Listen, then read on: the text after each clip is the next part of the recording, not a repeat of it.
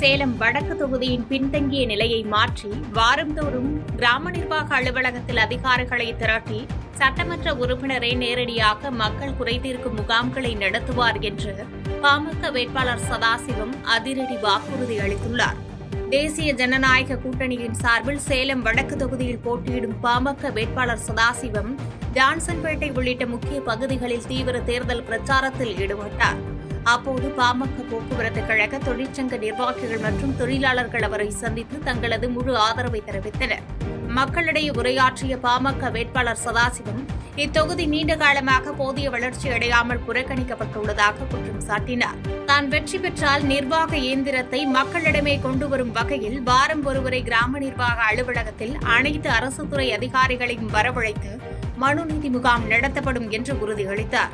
இதன் மூலம் மக்களின் அடிப்படை பிரச்சினைகள் மற்றும் மனுக்களுக்கு தார்மீக அடிப்படையில் உடனடி தீர்வு காணப்படும் என்றும், குறிப்பாக வாடகை இல்லாத கட்டிடங்களுக்கு வரி ரத்து செய்யப்படும் என்றும் உறுதியளித்தார். சமுதாய வளர்ச்சி சேலம் மாவட்டத்தில் முதன்மை தொகுதியாக வளர்ச்சி தொகுதி 5 ஆண்டு காலம் பாடுபடுவேன். மேட்டூர் 70 கிலோமீட்டர் சுற்றளவு அந்த தொகுதி, வெறும் 11 கிலோமீட்டர் வடக்கு. ஒரு நாளைக்கு 3 முறை போகலாம். இது முறை அலைய வேண்டாம், மக்களுக்கு வர வேண்டாம்.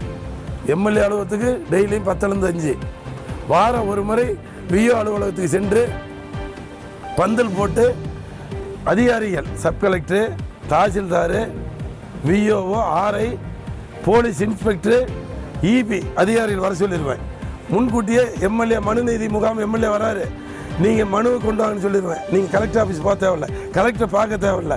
அந்த மனு மீது அந்த அதிகாரிகள் அங்கேயே வர சொல்லி உரிய நடவடிக்கை மேற்கொண்டு அப்பயே விடை கிடைக்கும். அப்பயே செய்திகளை உடனுக்குடன் தெரிந்து கொள்ள கீழ்கண்ட கேபிள் மற்றும் டிடிஎச் நெட்வொர்க்குகளில் எம்நாடு செய்தி தொலைக்காட்சியை காணுங்கள். பாதகம் செய்பவரை கண்டால் நாம் பயம் கொள்ளலாகாது பாப்பா.